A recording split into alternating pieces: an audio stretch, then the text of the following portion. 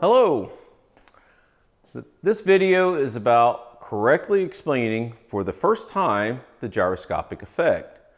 For those of you not familiar with that term, it's this weird thing that wheels do when they spin, and nobody's been able to figure it out correctly until right now. This is the most common type of gyroscope you'll see. When the wheel's not spinning, if you stand it up, it'll just fall down. But if you get the wheel spinning, the gyroscope will stand on its own. That's called gyroscopic stabilization. If you want to see a better demonstration of this, get on YouTube, search for gyroscope in space. You should see this image come up. Watch that video. There they do a demonstration with the same type of gyroscope in the space lab in a weightless environment. The astronaut gets the wheel spinning, the gyroscope stays fixed in space, and he taps around on it and it won't move. Watch that video and you'll really see gyroscopic stabilization in action. I'm also going to explain this other weird thing that gyroscopes appear to do, and that's defy gravity. I'll demonstrate that right now. So what I've got here, I've got a couple really old toys from 1968. They're called Jupiter gyros. And technically they're gyrostats. That's a gyroscope inside of an enclosed case. So inside are some batteries and a motor that spins a wheel. Let me fire this one up. Now when they're not running, try to stand them on the side, they'll just fall over. Hanging from this loop, and they'll just fall. But if they are running, you can stand them on their side and they'll balance. Hanging from the loop, and they won't fall down. Instead, they'll sit and spin around and around. That is called gyroscopic precession. How weird is that? So while I got these running, I want to show you something else. Notice how this one is going around this direction.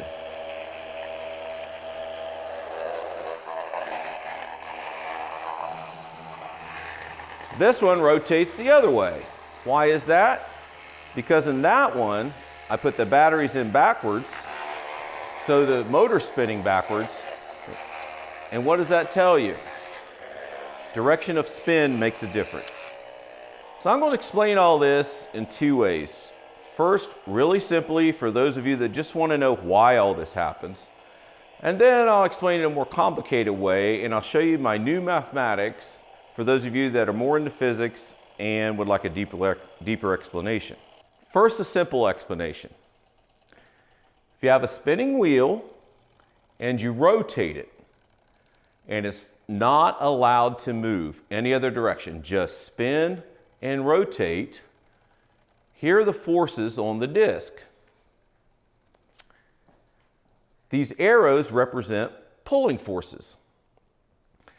The larger the arrow, the stronger the pull. And so these represent how hard each section of the disc is pulling relative to the other. So this section of disc here is not pulling as hard as this section up here. This is a sinusoidal pattern, continuous. And if you notice from the outside edge, as you move inward, the forces get less and less, becoming zero here at the axle line. One side of the disc will pull this way, the other side will pull the opposite way, equal and opposite. Omega S is how fast the wheel is spinning.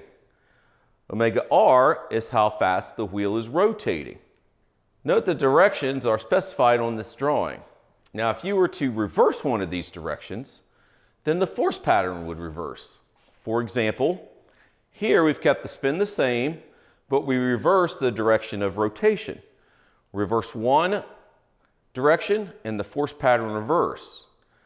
Now, if you reverse both directions, the force pattern will reverse again and go back to being this. So it's like a double reverse. So if you ride motorcycles like I do, and you're going fast and you want to take a left-hand curve, To help you get the bike lean over, you turn the handlebar slightly to the right. Why does that help the bike lean left? These forces right here. So let's say forward is this way. So your wheel is spinning this way, and you rotate your handlebars to the right. Well, these pulling forces would work like this to twist the bike and help it lean left. So what I want you to pay attention to, because it's critical to the next part of this explanation, is this little line right here. I call this the peak force line because this is where the forces are the strongest. For any circular path around this wheel, two force peaks occur along this line, one in the top, one in the bottom. So right now, with this wheel locked in place, not able to move, this peak force line is vertical. But what would happen if the wheel is allowed to move? Let me demonstrate that. So here I'm going to unlock my gyroscope, and I'm going to add a little 3-pound weight to this bar. Note that with this wheel not spinning, the weight will just fall. So it takes a minute to get this thing fired up. So while it's coming up to speed, I'll go ahead and explain the first of two situations you're about to see. The first situation is when a gyroscope is in natural precession. Remember the Jupiter gyros go around in the circle? Well, here's that force pattern. The sinusoidal pattern is the same. The only thing that's different is, see this peak force line? Remember before it was vertical. But when the gyroscope is allowed to move and precess, this peak force line has simply rotated. Sinusoidal force is the same. They're just now at an angle. And it's this angle that now creates two torques. One to resist the weight falling and one to drive the platform. Let me demonstrate that for you now. Before, when the wheel wasn't spinning, this weight would just fall. But now that the wheel is spinning, the weight falls slowly and the platform rotates in precession. That's because this angle has changed and now the gyro is providing two torques, one to slow the fall of weight and one to drive the platform. Before, when the gyro was locked, the forces were like this. The peak force line was vertical instead of being at an angle. So that's what happens in natural precession. But what if you go faster than natural precession? Let me demonstrate that. So if I spin this faster, what happens? All the weight, the gyroscope raises the weight. But there's something else going on here. The platform is fighting me. You guys can't feel that, but I can, and it's happening. Why is that? When you're going faster than precession speed, the peak force line, the force pattern has now rotated to the other way, other direction. This provides two torques, one to raise the weight, but also to fight the platform. Now you guys can't feel that happening, but I've got a little feature on this machine that will allow you to both see and hear that it's happening. So what I'm going to do is I'm not going to turn the platform. I'm going to let this little motor here turn the platform. And to amplify the effect, we'll go from a 3-pound weight to an 8-pound weight. So I've got a variable speed controller and a kill switch that I can just shut the motor off. So I'm going to get this thing going. Now I'm going slower than the precession speed so the weight doesn't lift. I'm going to speed this up. When I get going faster than the precession speed, the weight will start lifting. What I want you to pay attention to is right when the gyroscope hits its travel limit. Watch and listen for that point. So I'm going to speed it up.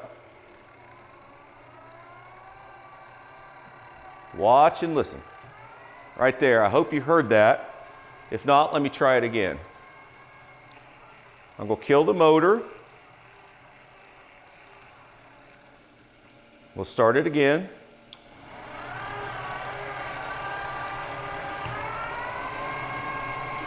Okay. Well, hopefully you can see that. Now I can change where that happens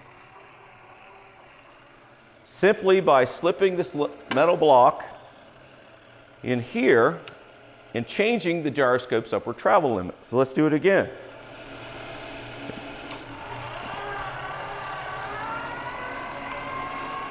There you go. So what happened there? Once the gyroscope hit the travel limit, the forces go, it stops being allowed to move, and the forces go back to where the peak force line is vertical. So this is when you're faster than precession speed. The peak force line is at an angle. Once the gyroscope stops, it's not allowed to move, that line goes back to being vertical. It still holds up the weight, but it no longer fights the platform rotation. So that's a simple explanation about precession. But what about gyroscopic stability? Well, oddly enough, it's the same thing. Let's go back to the regular gyroscope. If you watch the video with the astronaut, he got this spinning, and while it's floating in space, he taps on it a little bit. So when he taps on it, it does move forward just a little bit. So when he taps on it, forces appear that make it want to rotate 90 degrees out from the tap. And since this gyroscope floating in space is absolutely free to move, it does move just a little bit. But when it does, this force line rotates until the forces counteract the astronaut's original tap. Now you couldn't see all that happen because he only tapped it a little bit, and so it was very little movement, and it was all over and done with before you could actually see anything. It's just super fast. Now, what if the wheel was rotating the other way? Well, you could tap it the same way. This time the force pattern would appear the opposite way. When it started to tilt the other way, then the pattern reversed and still counteract the original tap. So my machine is not in outer space, but it can demonstrate that fact here on Earth. So I've locked the gyro down and I've removed the weight and bar. I want to demonstrate that I give this a little push and it rotates freely. Not a problem. So now I'm going to unlock it so the gyroscope is free to move. I give the same push and puts the brakes on either direction. So that's the simple explanation. Now let's move on to the more complicated explanation. Remember at the beginning of the video I said this is the first time this has been explained correctly. To understand what I meant by that, let's look at how physicists explain the gyroscopic effect. To explain it, physicists had to create the right-hand rule and the law called the conservation of angular momentum. Now the thing about a law tells you what will happen, but doesn't tell you why, okay? So if you get on YouTube and search around, you'll see physicists doing a demonstration with usually a bicycle wheel spinning on an axle. So they get the wheel spinning and then they rotate it and the wheel will tilt. So here's your wheel and it is spinning in this direction. So the right-hand rule, you wrap your fingers in the direction of spin and your thumb is pointing in the direction of the angular momentum. And you draw a vector. So the vector is an arrow whose length depends on the amount of angular momentum. Factors used in calculating this length are the wheel's mass, its speed, and its radius. So then you create another vector by considering the rotation. So again, use the right-hand rule. You rotate the wheel that way, you curl your fingers in the direction of rotation. Now that vector is going to point up. So you add that vector in. This is the vector for the wheel's angular momentum. This is the vector for the twist calculated by the amount of torque times the amount of time the torque was applied. Add those two together and you get the total angular momentum, which says the wheel will tilt. Now, using this method of, let me ask you a simple question. Why did the wheel tilt? Did the atoms in the wheel consciously make a decision to conserve angular momentum? We better tilt, guys. You know, we're being rotated. Nah. So use your head. What do you think there were forces involved? Well, yes. Okay, where are the forces? Well, they're on the wheel. Well, what are the forces on the wheel? See, that's what you need to know why the wheel tilted. And I wanted to know what the forces on the wheel were. And I got on the internet and I searched and I searched, and I wasn't alone. A lot of other people were asking the same question I was. What are the forces on the wheel? And I got so tired of searching and reading physics papers, I finally just decided I want to figure it out on my own. And it turns out all you really need to know is F equals ma.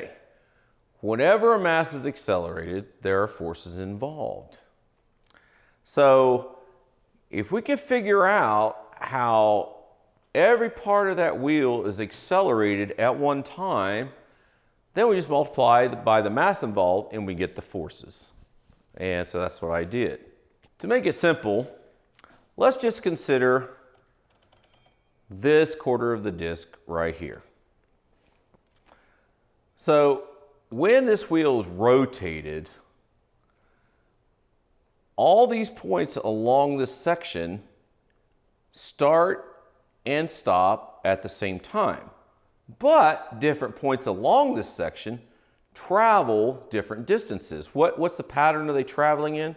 Well, they're traveling in circles. So let's consider this section right here. How fast is it traveling in that direction? Well, it's not. It's just sitting there. It's not going this way at all. But if this moves down here, now it's traveling in a circle. So from this position to this position, this section's velocity in that direction has increased. So what if it moves on down here? Well, now it's making a bigger circle. So it's moving this way even faster. And so as this section traveled from here to there, its velocity is increasing in that direction. That's acceleration. So this section right here is accelerating until this section gets here. That's the largest circle that it will make, so it's moving the fastest in this direction right here. Well, what happens when that section moves down to here? Oh, now it starts making smaller circles. So from here to here, it is slowing down in that direction. It's decelerating. Well, when it moves over here, as it moves from here to here, it starts making bigger circles. So it's going faster in this direction. It's accelerating in this direction. As it moves up here, it's slowing down in this direction because it's making smaller and smaller circles. So we've got accelerating, decelerating, accelerating, decelerating. So what are the forces of each section? Well, since this section's accelerating in that direction, does it want to? No, so it's going to resist. It's going to pull back this way. Okay, so now this section, by the time anything passes here, this section is decelerating in that way. It's already moving that way. So once you get into here, now anything moving in here starts slowing down. Does it want to slow down? No, so it's going to pull forward in that direction. Let's mark it with that. When we get over here, we are now accelerating in this direction. Does it going to want to accelerate? No, masses don't want to accelerate, so it's going to resist and pull back this way. Now here it's moving as fast as it's going to go in this direction. It starts slowing down. It's decelerating.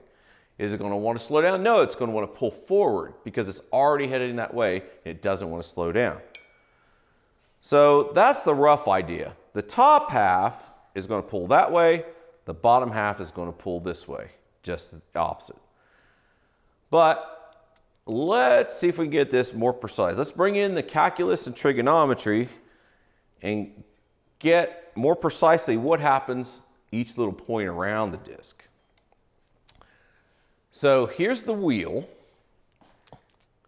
And remember, as it's rotated, these sections travel bigger or smaller circles depending on where they're at in the rotation. So what determines that? The distance from the rotation line. So let's say this piece of the disc was up here at a time t equals 0. So in a certain amount of time, it will travel to here. And the distance from this axis will grow. Well, what is that distance right here? Okay, so this is a right triangle, so we know this distance is the radius times the sine of that angle, alpha. Express the angle in radians, and you use the spin velocity times the time, and that will give you the angle expressed in radians. So what is the velocity of this section? How would you calculate that? Well, you take the rotational velocity times that distance, and that will give you the velocity in this direction. Take the derivative of that, and you get the acceleration. The acceleration is the spin velocity times the rotation velocity times the radius cosine of spin velocity times time. And I call this equation the right equation. Why do I call it the right equation? Well, because that's my last name, and if you want to get the forces on the gyroscope right, you use the right equation. So that equation is what maps out those patterns that we saw before. This is the result of the right equation. Now, are these the only forces on the disc? No. There are actually two more. Let's cover those now. So when a wheel spins, the parts of the wheel are moving in a circle. Does mass want to move in a circle? No, it wants to move in a straight line. So because it's not moving in a straight line, an outward force is experienced because each portion of this disc is accelerating towards the axle. But you can calculate that by the well-known equation, the spin velocity squared times the distance away from the axle, the r. Now there's another acceleration when the wheel is rotated. When the wheel is rotated, these sections pull out, and you can calculate that by the same equation, only this time you use the rotation velocity, and r is the distance from the axis of rotation. And this is a rough representation of what these forces would look like. So why didn't I include these in these forces? Because this video is about explaining the gyroscopic effect. If you look carefully, these forces simply pull outward from the disc, like this, and the disc holds them. I mean, they just go straight out, and they're balanced by the structure of the disc, and when it comes to gyroscopic effect, they don't do anything. Now, if you wanted the total force on any part of this disc at any one time, you'd calculate the centrifugal force from the spin velocity, you calculate the centrifugal force from the rotation velocity, and then you'd use the right equation, make vectors of all three of them, add them up, and then you'd have the total force on any part of that disc at any one time. I didn't include them because they don't do anything. So maybe that's why this is so difficult to understand, because you got all that going on and didn't need them. So that's the gyroscopic effect. Am I happy with what I did? Yeah, but not really, because what I was really after was that. That equation was introduced by Isaac Newton in 1687, and today it is still a law. This says what will happen. We don't know why, even today. Why does an object not want to accelerate? Why When an object's moving, does it not want to slow down? Or even worse, why does it not want to change direction? We just don't know that. But I might have figured out why. And better than that, I know how to build a machine to prove it. But that's for another video. Thank you for watching.